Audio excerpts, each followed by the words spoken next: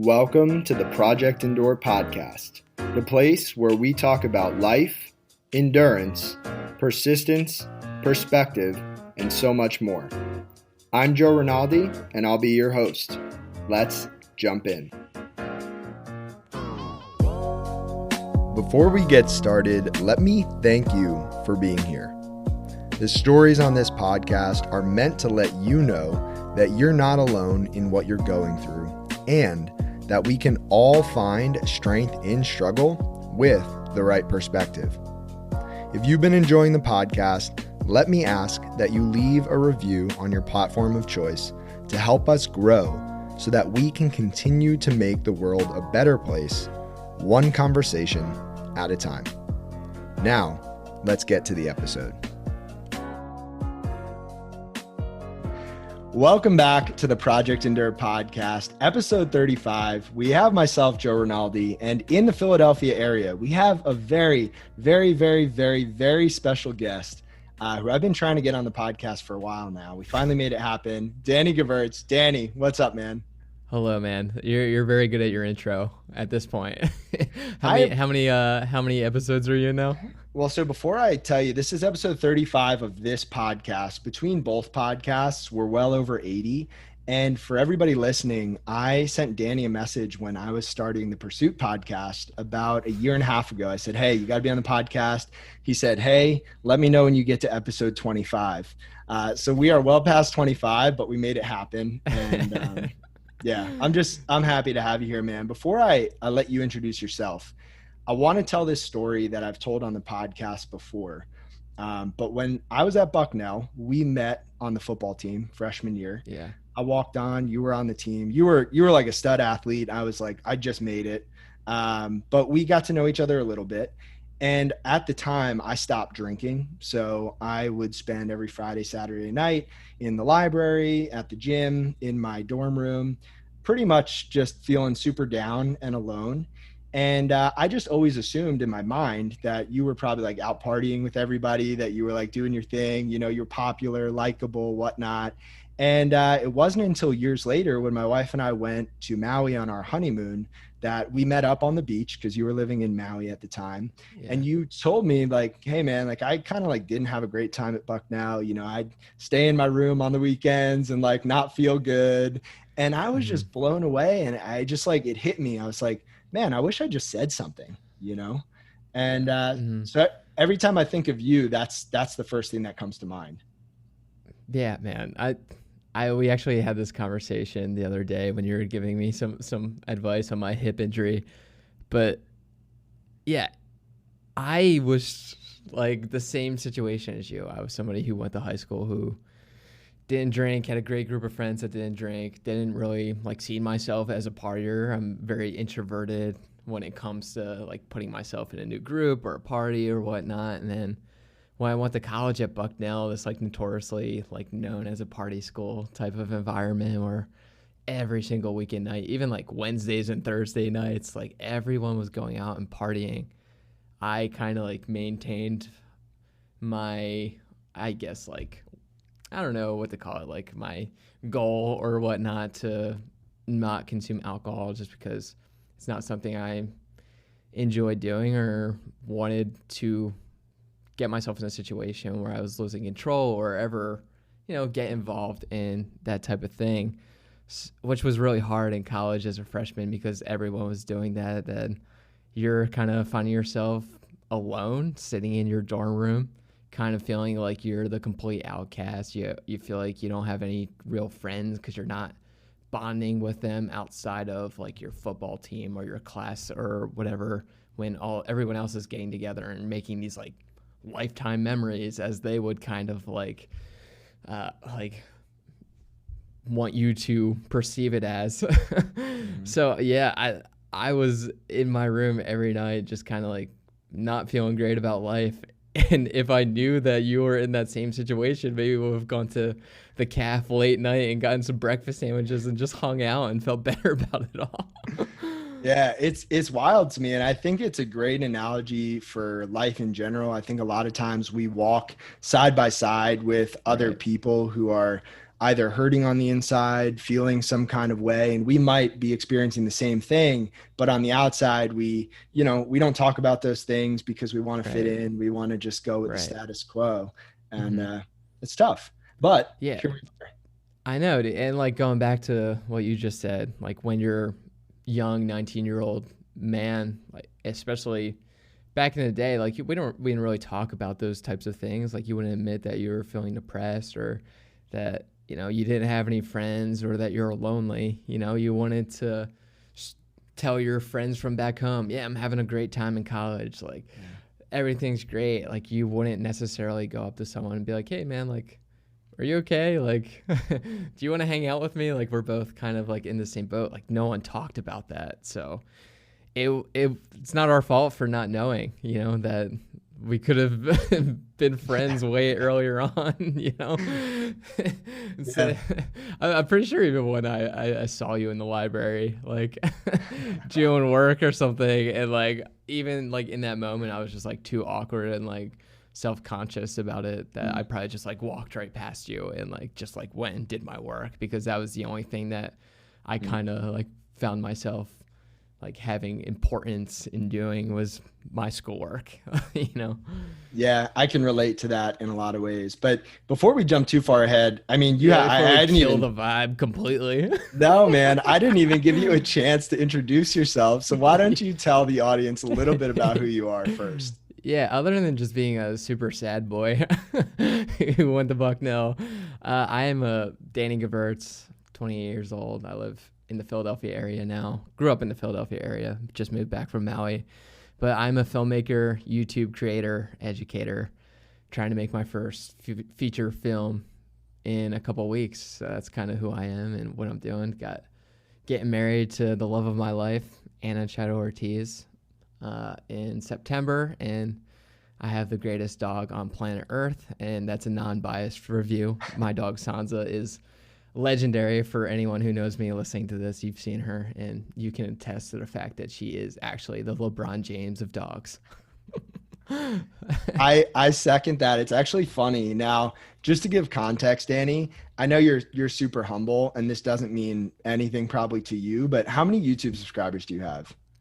Uh, More than I thought I would ever have. I think we're at like 215,000 YouTube subscribers, which is pretty mind blowing to me. And that number, is a little bit arbitrary just because there's people who subscribe early on, and you start making different things on YouTube, and those subscribers fizzle out, and then new ones come in. So I think at any given time, there's probably like 30,000 people that are like really there for what I'm creating in that moment, but it has accumulated 215,000, which again, mind blowing number if you think about it.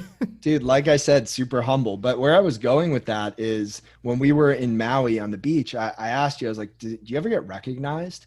And you were like, yeah, sometimes, but like more often than not, people recognize Sansa, like my dog.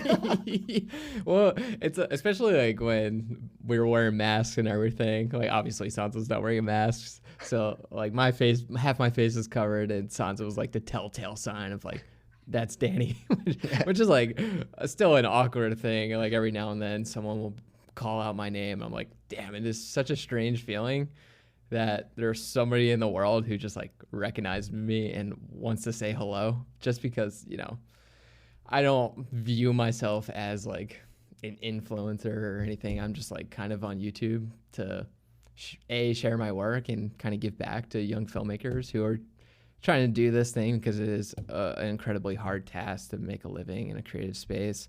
So I always wanted to just like help give back because so many people have given back to me in those regards. So yeah, the fact that people like are like fans is just like so weird. And like I'm talking to people and they meet me and they're like, some people like start shaking and like they're nervous. I'm like, hey, like you can chill out. Like this, I'm not gonna like hate you. This isn't like a crazy situation that you're in. But no, it's such a cool feeling for that to happen. And it always makes me feel cooler than I actually am. There you go. The humility again. But, so Danny, this podcast, as I told you before we recorded, is centered around 4 main questions. And what I'd love to do is kind of tell your story and probe with some further questions as we go through, because I really have been inspired by you and what you've done, from changing career paths to getting to where you are now, all the way to where you're going. So why don't I just throw out the first question and we'll jump in. And the question is, what is the hardest thing or circumstance that you've ever had to handle in life? Or in other words, something that you didn't get to choose? Yeah, I mean, going back to when we were 19, like you painted the picture pretty well. Like, we went to this party school.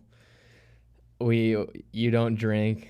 No. You already have just like underlying issues to begin with mentally, and you kind of feel yourself being trapped inside this bubble.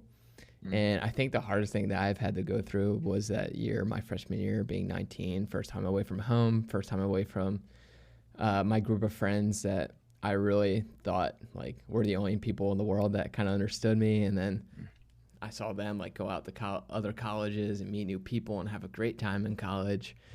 My high school girlfriend cheated on me, which, for better or worse, like, that's way better that happened looking back, because now I'm in the greatest relationship ever. But yeah, things just like kind of like started like punching down on me, and I was already in a space where I was feeling insecure and like kind of like having like a lack of meaning for life. Like, I wasn't in love with the football team anymore. Like, I loved high school football. It was like the greatest thing ever. My senior year of high school, we went to the state championship game, ended up losing. Yeah. Still a sore subject 20 years later. Not 20 years, but it's like, what is it, 10 years? But yeah, like, there was like so much like cool energy around high school football, and it was the thing I loved the most in the world. And I got to college, and the coaches weren't my favorite. Like, I didn't really fit in with the team super well. Team wasn't very good. Like, the games weren't entertaining.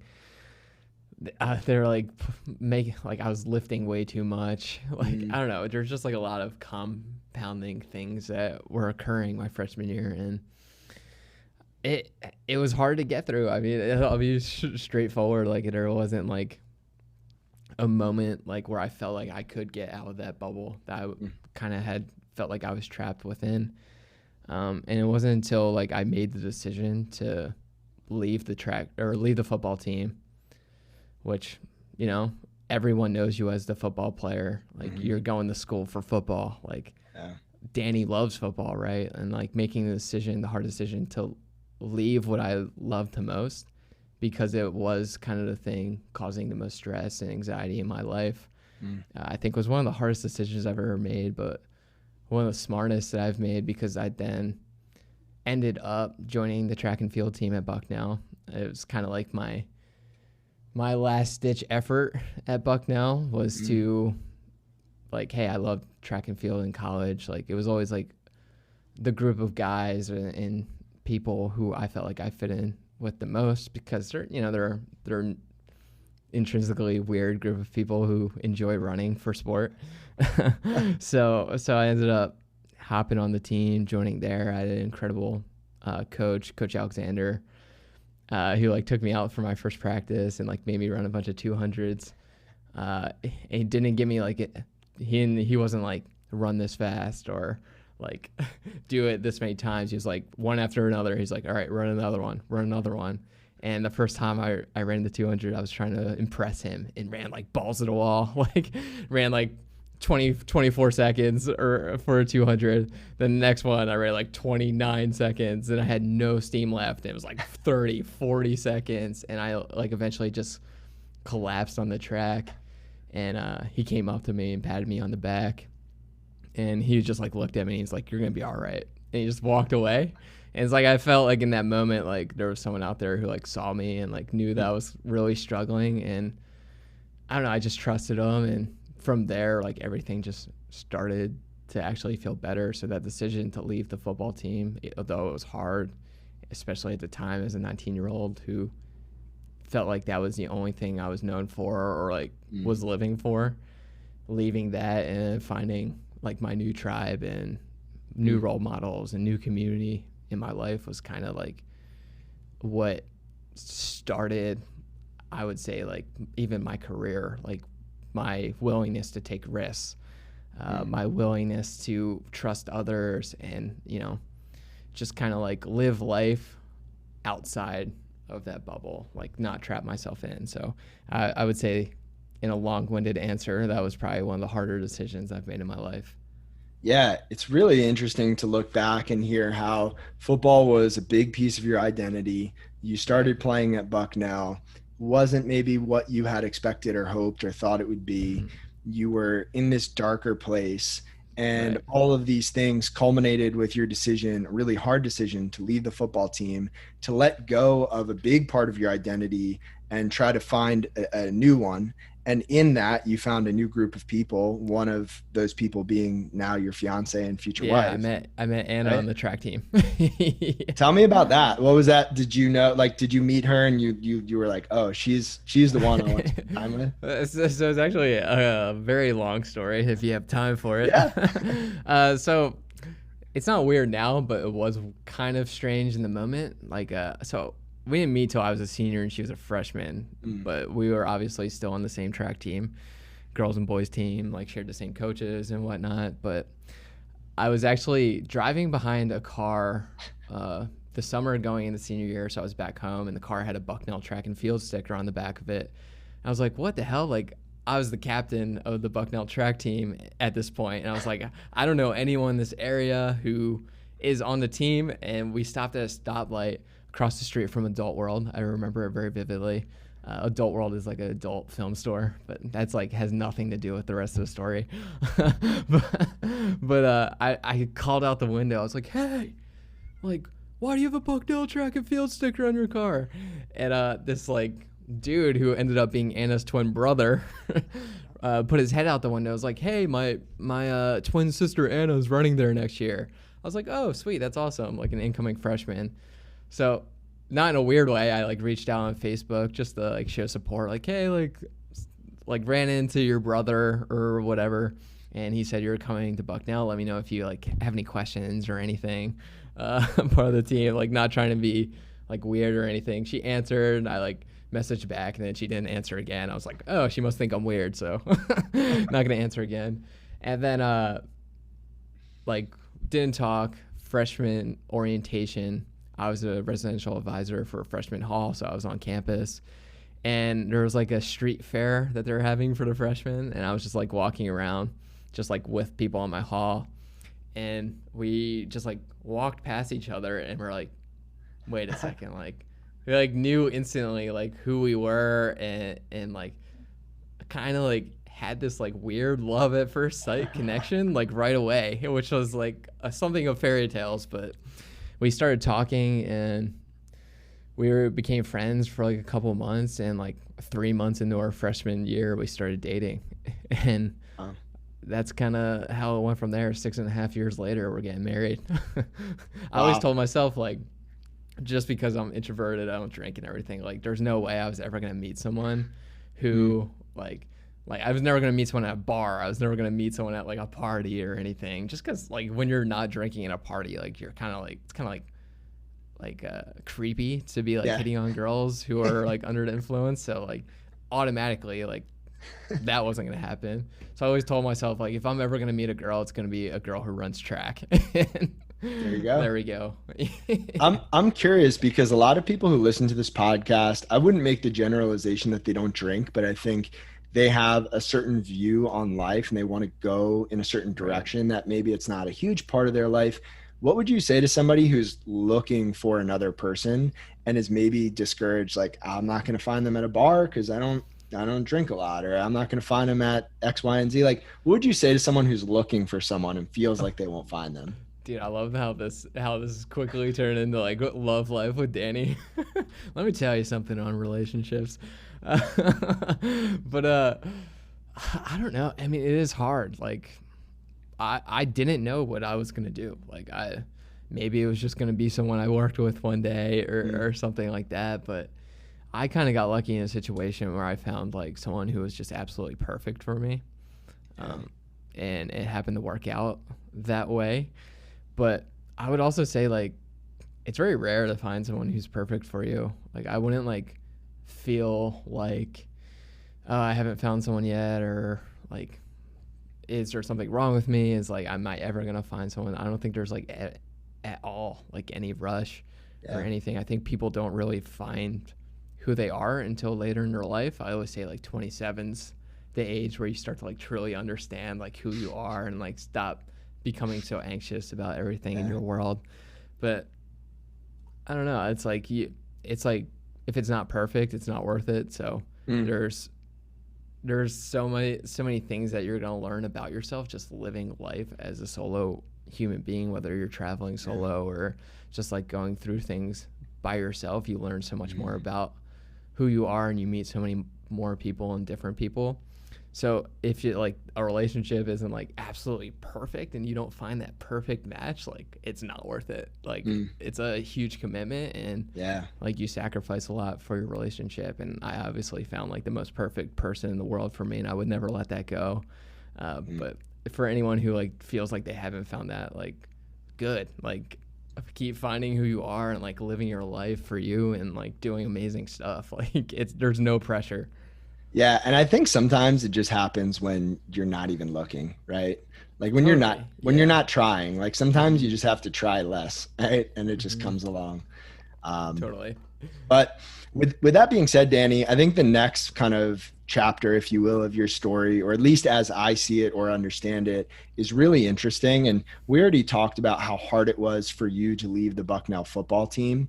But I'm going to ask you this next question. If you don't go where I think you're going to go with it, then that's cool. I'll get there. But what's the hardest thing outside of the football decision? What's the hardest thing that you've ever done on purpose, and why have you done that thing? So I'm assuming you want me to say like when I like left the corporate world and like went into the creative space. But I mean, to me, that was an easy decision. Tell me about that first.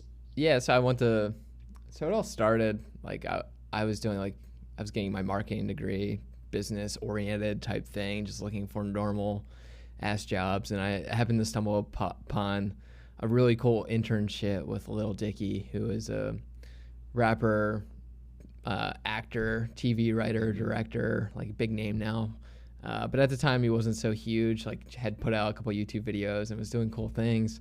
And I reached out like, oh, it might be cool to do music management or marketing or something like that. And I reached out to him and his manager to come on as an intern, see if they needed anyone. And they ended up saying yes and bring me out to LA, bring me out onto tour with them and doing a bunch of cool stuff. So I got to see a part of the world that was so different than what I was used to and like what I perceived as was next steps for a career. Like traveling to different cities every night, like seeing someone make a living out of being like unapologetically himself and like creating these incredible creative projects that no one I think has ever done before. So it was really inspiring to see that. So, I mean, then I go back to my senior year of college. I'm like, oh, that was cool, but time to get a real job. And that's exactly what I did after graduating college. I got a real job. And because I had that taste of what life could be like as a creative or like pursuing something that you're really passionate about by hanging out with Dave Bird all the time. His name's Dave Bird. And like seeing this person who's incredibly inspiring, great at what they do, just like be successful at that, made me really hate living a normal life. So, you know, I was in this normal ass job, crying in the bathroom every day because I was like, this is not me. This is not the life that I want to pursue.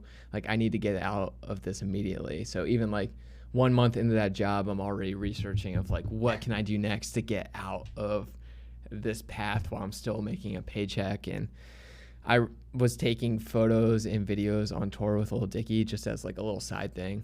And it was something I really fell in love with doing. And I was like, well, what? That's something I love. Like, why not try and make something out of it? My older cousin, who's ironically also named Danny, was a director out in LA, like making things with his camera, doing cool stuff. I knew it was a career path that I could follow.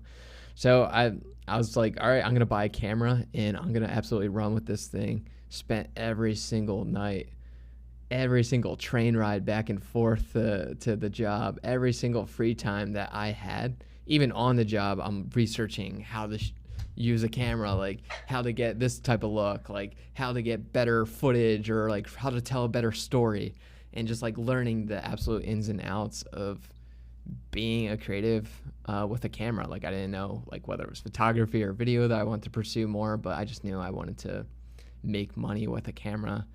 And I got my first like engagement shoot pay type thing.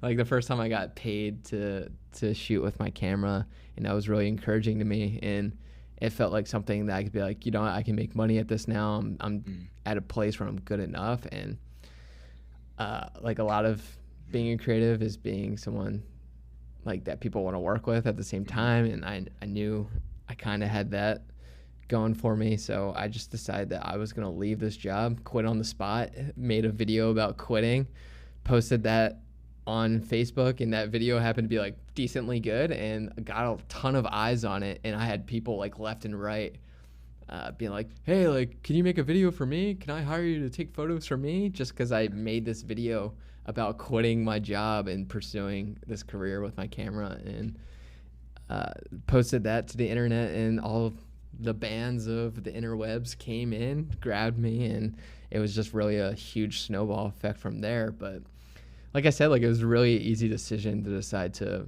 leave that.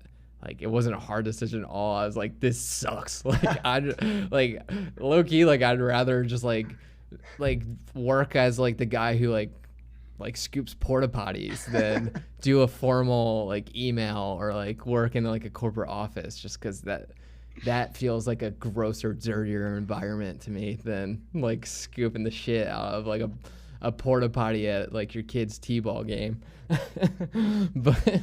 but like I would say the hardest decision I've willingly made this far is like something that I'm living right now. I've willingly decided that like I'm at a point in my career where I'm going to try and make my first feature film, my first movie, which is happening. It's crazy. Yeah. I've built myself up to a point where I can do it a lot earlier than other directors and writers would ever be able to do that. Like I'm only 28 years old. Like it's pretty unheard of for a director to be making a feature film of the size that I'm pursuing. But it's because I like built up a YouTube channel, built up an audience, and have created my own unique path within the filmmaking industry. And finally got to a point where I was like, okay, I'm going to make a movie, like a feature film. And wrote a script for a year, like have been planning it for a year, and we're 5 weeks away from actually shooting on production. And it's the most stressful thing that you could ever imagine, just because there's so many different things that go into making a film work and operate successfully. It's like, you know, being the CEO of a company of 60 employees, which is not something that I'm very well equipped to be handling. So it's been very challenging and rewarding at the same time, learning a lot about things. But not to keep rambling, but it's also, even when we do finish shooting and we have this thing made and edited, sharing it is such a hard thing because I've invested so much into this, and it's my first movie. Like it's such a huge risk to be taking, and I'm essentially failing in front of the public. Like I'm like trial and error in front of a huge, broad audience who's going to be watching this thing. Like there's no failing privately in the situation that I'm in right now. So a lot of cards riding on this movie for my career. So oh man, there's so much I want to break down, but let me start back with your easiest decision ever, to leave your job. By the way, the imagery you use is so vivid. I love it. The scooping poop out of a porta potty was beautiful. I might have to just clip that sound bite and use that on social. Yeah. Dude, when it comes to immaturities, like I got analogies for days for you. I love analogies. What I do best. Yeah, it's what I do best. It's just like the immature little like poop jokes and dick jokes. That's overall my specialty.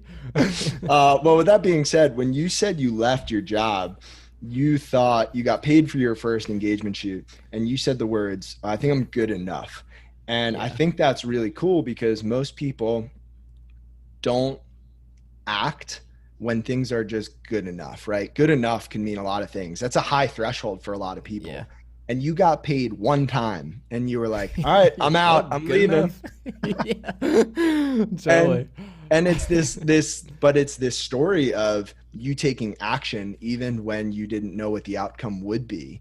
And Yeah. it's you consistently putting yourself out there, trying new things over and over and over again as you've paved this path, Hmm. almost letting each step show you where the next one is. Yeah. And I have to be honest, when you put out that Facebook video of you quitting your job, that's what caught my attention. That's when I reached Yeah. out to you. That's when you so graciously offered to shoot a video for me. Yeah.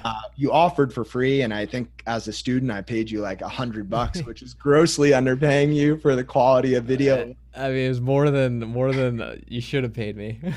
No, man, it was incredible, and it's been so cool to watch your journey. There was this one YouTube video you made a while back, and I don't remember the exact details, but you were talking about this musician, I believe, who was traveling to another country on a plane. He had to fill out a customs form, and Yeah, on the Jack customs, Johnson. Jack John, tell that story because I love that. Yeah, yeah. Jack Johnson tells this story. Jack Johnson's obviously like a huge like he's almost in his own genre, right? He's like a singer songwriter, just kind of makes Yeah. like chill ass music that is just like so different than everything else. And he like grew up on Hawaii. He's just like the coolest dude on planet Earth. Like I don't know why I'm explaining who Jack Johnson is because everyone knows who he is. But he's saying like he was a surfer. He was a professional surfer, like trying to be a professional surfer, and he started just kind of filming his friends surfing for fun, and he on their surf trips around the country or like outside the country, he would always bring his camera and kind of make little films and whatnot. Or no, so he did start out filming, and then he ended up Doing music? he ended up doing music. So this is a long conversation because he was filming at first. But all right, we'll skip the filming part. He was filming his friends, whatever, surfing, and then he would also like make songs when he wasn't surfing. Like would play music with his friends and just like kind of play the guitar at family functions and whatnot. And people around him were like, "Oh, you're kind of good at this. Like maybe you should pursue this as a living." And he was like, "Oh, maybe. Like I guess." And on one of these surf trips where he was going to film like his friend surfing, because that's what he was also doing. He was both filming, surfing, writing these songs at the same time. When he was traveling internationally on the customs form, it asked you right there, like, what is your occupation? And right in that moment, he was like, oh, well, kind of want to give this like music thing a shot. Maybe I'm a songwriter. And just right there, it was as simple as that, as him deciding he was going to be a musician. Wrote down musician on the customs form, and from then on he's like become one of the biggest names in music. So it really is like, if it's something that you're good at and you're passionate about and when you like wholeheartedly pursue, it really is as simple as just deciding that you are that thing. Like even for me, deciding to just eventually one day call myself a filmmaker, it had I made a proper film? No. Like I just was a filmmaker. Like I decided that was who I was gonna project myself as to people in my community, and just kind of ran with it. And people just will accept who you believe you actually are. Yeah, absolutely. And to even piggyback on that, I think what other people believe about us, we can choose to accept or reject. But if we choose to accept what other people believe about us, it's really powerful. And when other people Yeah, believe in us, I think that just goes such a long way. So were there yeah, it's a great people quote. along the way that, oh, that is my quote, actually. I just made that up right now. Dude, it's pretty good. We'll have to play that back. Trademark Joe Rinaldi. Yeah, Um, get that were there tattooed on my back. were there specific people throughout your journey who like interjected confidence and belief in you as you were going along down this path? Yeah, of course. I mean, obviously, my parents have always like looked at me as like someone who could do and achieve great things. Like sometimes my dad cringes when I make dick and fart jokes, but he like is someone who wholeheartedly believes that like I'm going to be successful at whatever it is that I'm doing. And from a young age, he's always just been accepting of like, okay, like you don't like that, don't do it. Pick something that you like at. Like it doesn't matter what I'm doing. He's just proud of me for pursuing something wholeheartedly and going for it. So I think just having him in my life, my entire life has been huge. Like he started his own dental practice, put himself through dental school, and like ended up selling his dental practice for a crap ton of money, and just like really like made himself what he was. And I don't know, it just kind of inspired me to want to have that same entrepreneurial way about me, to just like go for something and pursue it and be really great at it, you know, and like it'll all work out. And obviously like coaches and everything that I've had in the past, and like with the YouTube channel, like there's so many people who believe in me to keep pushing this filmmaking thing, and to like giving me the confidence to pursue a larger project like a feature film. So I'm incredibly grateful for that. And yeah, their support is huge. Like, I think if you don't have someone to kind of like give you support to chase your dreams or do whatever you want to do, it could be hard and like put yourself in a box pretty quickly, right? Mm-hmm. Yeah. And so now we fast forward again, you get to this point of the hardest decision of making this feature film. Yeah. Why pursue a feature film? And I'm asking this from a standpoint of someone who obviously is not in your world of filmmaking. Why is that such a big deal to you? Why did you want to do it? Yeah, I think everyone who like kind of makes videos, the ultimate goal is to make a movie, you know, make something that's almost larger than life, something bigger than like, I don't know. It's like the greatest form of storytelling is a movie, you know.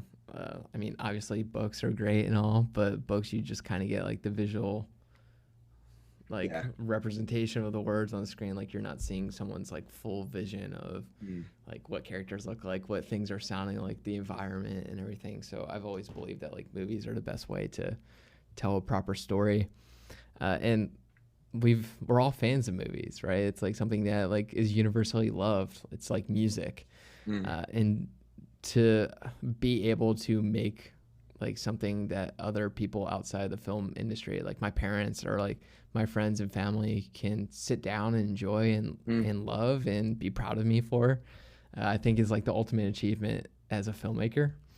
So yeah, pursuing that right now. Like I said, it's going, it's happening. It's one of those situations where I just like kind of threw myself on the fire and seeing how it cooks out. But nah, I think I'm usually not optimistic about my own work, but I am very optimistic about how this film's going to turn out. It's something that I've put everything I have into, my whole heart and soul. A lot of my money, all my time and energy. So I can't imagine it fails. You know, I'm really pumped for it. I'll be watching, that's for sure. Yeah, man, come to the premiere. I definitely will. Oh yeah, Philadelphia. Yeah. All right, cool, man. Now, I think what you said about storytelling being difficult is fascinating from just a human perspective, because obviously people tell stories, whether that's, you know, through books or conversations or movies, but we also are each writing our own story with every single decision that we make. And I'm curious what some of the challenges are that you face when creating a story in the form of a movie, and maybe how those also could apply to life in general. Yeah, totally. I mean, storytelling, like you said, is just an innate human behavior that we all have. Like, we all know how to tell a beginning, middle, and end of a story, even if that's not your intention.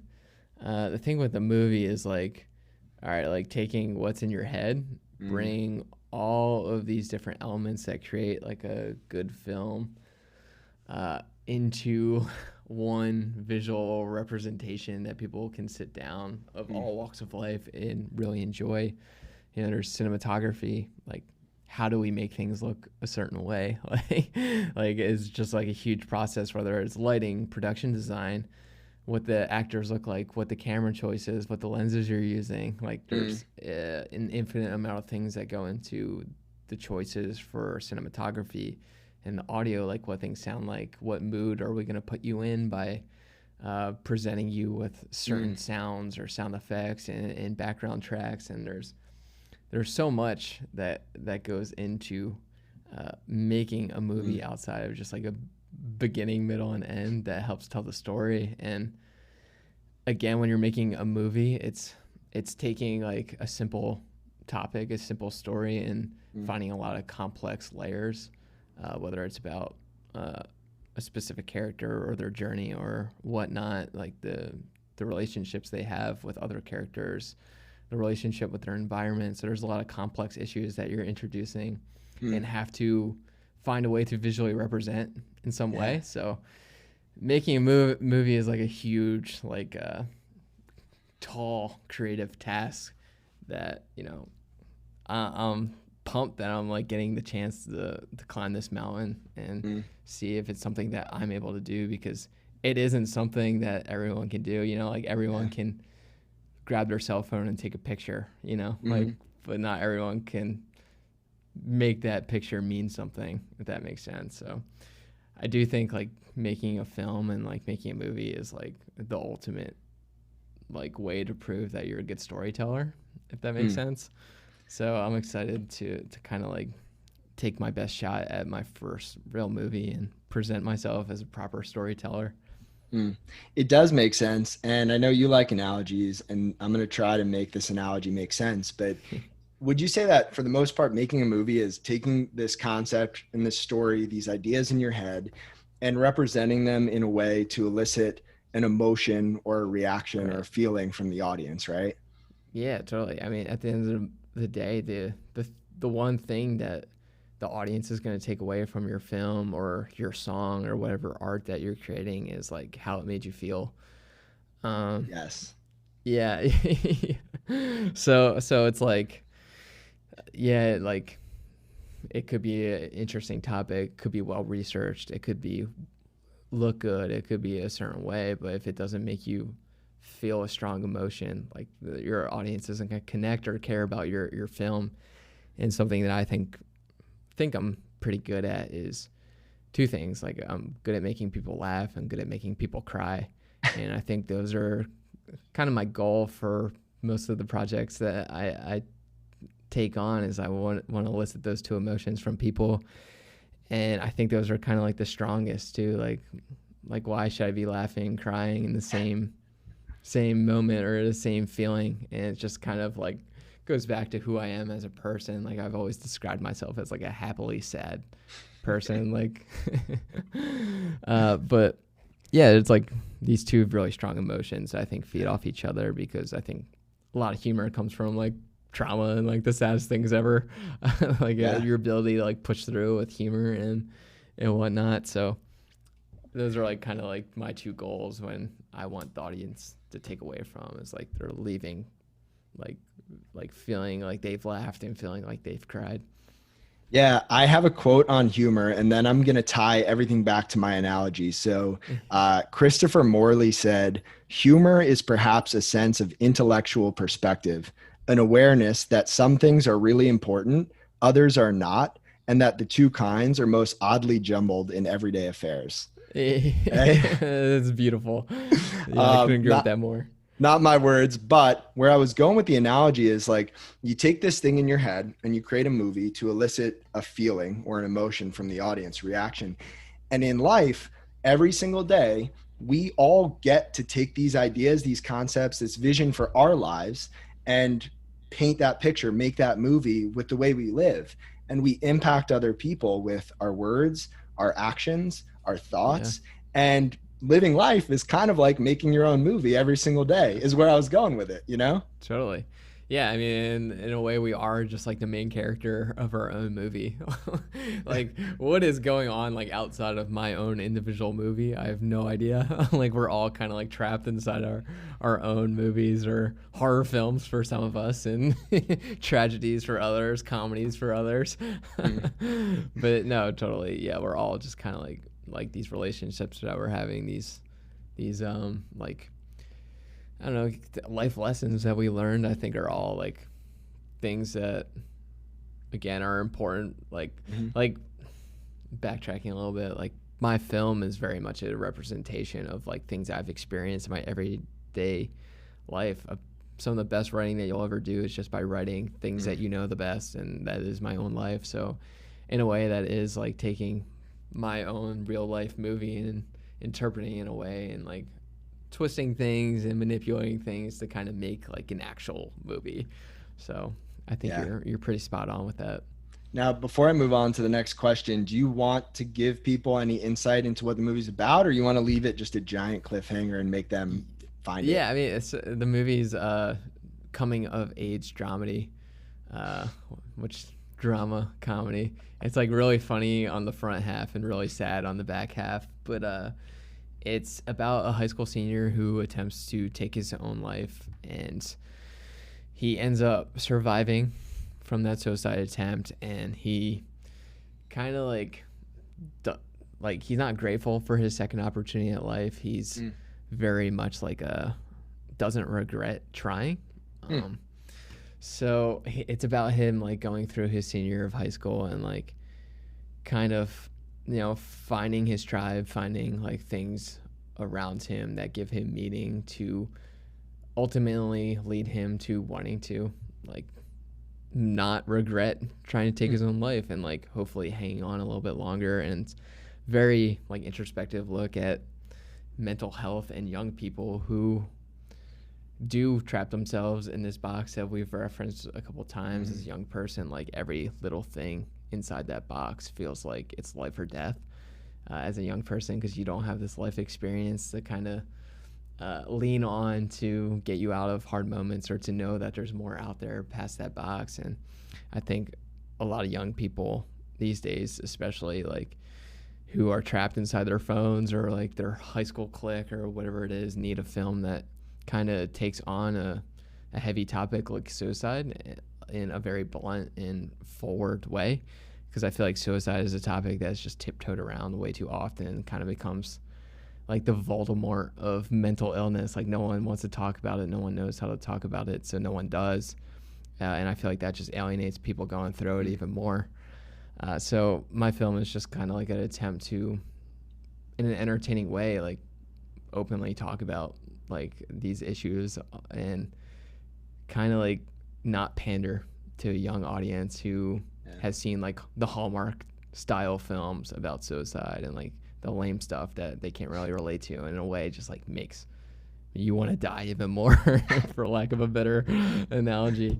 But yeah, that's what the film's about. It's really funny, it's really sad, and I think a lot of people are going to be able to connect with it.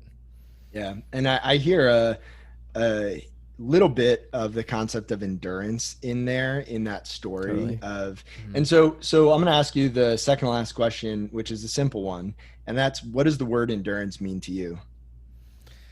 Yeah, I mean, what you said about the film endurance is just like keeping on at it. Like I always cynically say that 95% of life sucks. Like it sucks. Like being an adult sucks. Being a kid sucks. Like there's so many like things you have to do, and like people you have to talk to, situations that you're in that aren't great. But there's this like 5% of life that is filled with these really grand moments that are kind of the reasons that we live for. And I think endurance is like being able to drudge through that really shitty 95% of life to just kind of get you to that next moment that you kind of sit back and you look out and you're like, yeah, this is great. Like this is pretty cool, and this is why I stuck around and endured that shitty meeting, or endured like having to do that really hard thing. It's like for these types of moments. So What was the last 5% moment that you've experienced? they're very far and few between for this guy. And, honestly, it's really any moment where I can just like, it's not necessarily a grand moment. It's like these moments I get to spend with Anna and Sansa. These are like the things in my life that I care the most about, and the people in Dog that kind of like make me feel like I have a reason to be here. And I don't know, they mean the absolute world to me. And whether it's just like sitting on the couch, like watching Stranger Things or like watching Survivor for the 40th fucking episode, or, like just like it doesn't have to be anything that we're doing. It's just like being together and like being there for each other is like kind of that 5% constantly for me. And obviously, like, there's cool moments in my career that happen, cool milestones, like I meet my heroes, or you go and travel to a place that you never thought you'd get to see in those sort of situations. But at the end of the day, like, those 5% are filled with like my time that I spend with Anna and Sansa, just like chilling in my living room right across from me. It sounds like maybe like 15%, maybe. Yeah, Maybe yeah, because we live together, it's kind of filled up a little bit more. But if you take them out of the equation, it's probably like a 99-1% split. I hope when Sansa listens back to this podcast that she knows how lucky she is to have you as an owner. Dude, I hope she knows how lucky I am to get to have her in my life. She's like, dogs are just like so cool. Like, no matter what you're doing in your day and or how intense your day's gotten, like, there's a couple times in your day where you just look at your dog and you're like, hey, like, can we go out and like just like walk around, like kind of just like sniff this grass for 20 minutes? And like they like bring you down back down to earth, and like you have to like be grounded again and be like, okay, like what really matters in life? Like, I'm stressed out about like finding this location for a shoe. Like, it's absolutely brutal on my mind. But then Sansa's like, hey, like nothing matters. Like, let's just go out and have fun and enjoy our life. Like, I always say, like, there's a reason that dogs have such a short lifespan. It's like to teach us, like, hey, like, let's just do the things that are important. Like, let's play, let's love, let's eat good food, let's swim in the river, let's go crazy. Like, let's be like overjoyed when we see each other again, or like be sad when we have to say goodbye. So I always feel like dogs are kind of like that metaphor that's like been given to us as humans to remind us not to take life so seriously all the time. Man, I love that.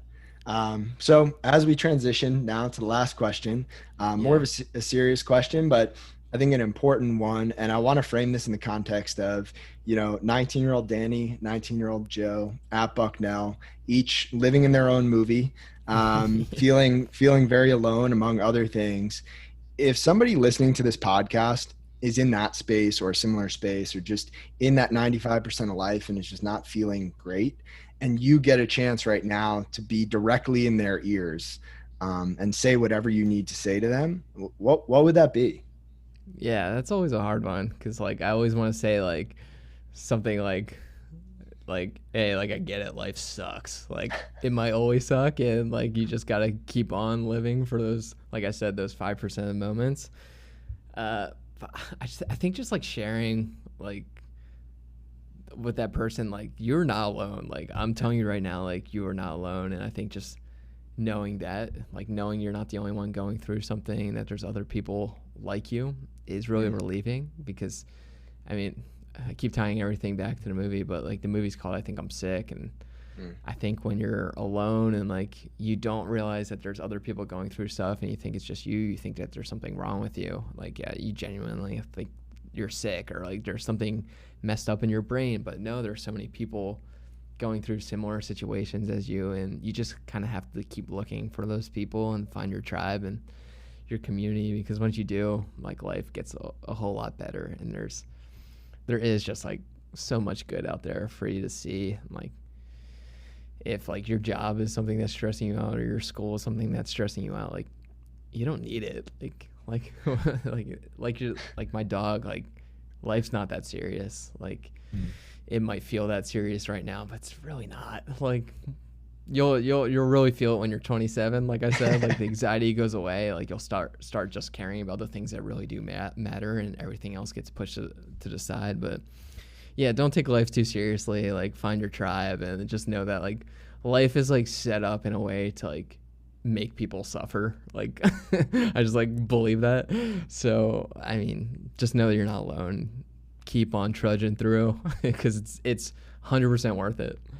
Absolutely, man. And so if people were listening to this and they laughed, they cried, they resonated with what you had to say, and they want to follow along with your YouTube, with your social media, with whatever you're up to. Where's the best place for people to find you?